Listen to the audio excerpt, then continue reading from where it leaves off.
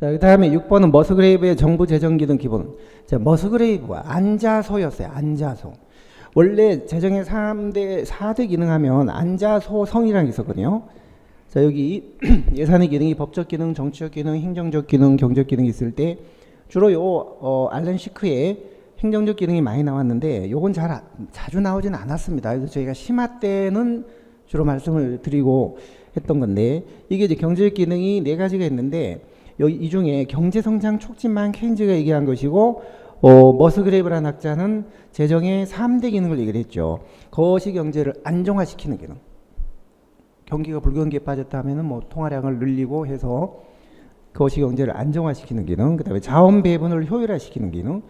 예를 들어 외부 효과가 발생한다, 뭐 독점이 생겼다면 그걸로 인한 외부 효과를 치유해서 자원 배분을 좀 더 효율화시켜주는 그런 기능을 뭐 정부가 또 합니다. 그리고 이제 소득 분배가 공평하지 않을 때 이거를 시정해주는 재분배 기능, 소득 분배 공평화, 자원 배분의 효율화, 거시경제 안정화.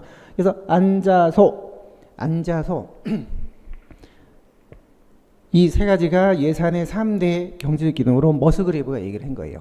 이 케인즈가 말한 경제성장 촉진까지 합치면은 앉아소성이고, 요거는 뭐 입문 때도 제가 말씀을 드리고 있는 것 같아요. 자, 그런데 이제 단순히 앉아서 이것만 암기한다고 되는 게 아니라 그 이제 뜻을 알아야죠. 이게 이런 문제가 단순 암기로는 안 되고 그것을 이해를 한 학생들은 이제 쉽게 푸는 것이고.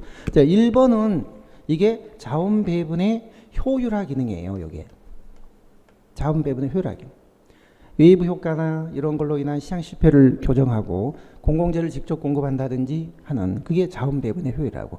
2번은 이게 소득 분배의 공평화 기능이에요. 자, 정부 예산이라는 거는 세입을 실현하고 지출을 하는 거잖아요. 근데 세입을 할 때는 차별과세, 고소득층한테는 누진세를 징수해서 많이 걷어들이고, 약자들한테는, 빈곤층한테는 세금을 면제해주거나 적게 걷어서, 지출을 할 때는 못 산 사람한테 많이 지출을 하는 거예요.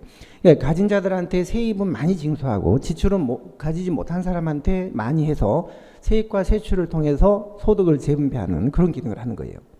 그 다음에 3번 고용 물가 같은 거시경제 안정, 이게 거시경제의 안정화 기능이에요. 고용을 증진한다든지 뭐 물가를 안정시킨다든지 경기를 회복한다든지 이런 게 거시경제 안정화 기능이에요. 그래서 이게 앉아소예요. 4번은 통제 기능입니다. 통제. 경제적 기능하고는 관계가 없죠. 통제, 이건 행정적 기능이죠. 재정 통제 기능, 통관기 창감, 그거는 행정적 기능이에요. 행정적. 자, 그래서 4번 또 앉아서의 의미만 알았다면 이것도 큰 문제가 없이 금방 풀릴 수 있는 문제입니다. 그러나 이해력이 조금 딸리거나 단순한 암기를 했던 수험생한테는 조금 이게 어렵지 않았을까라는 생각도 좀 드네요.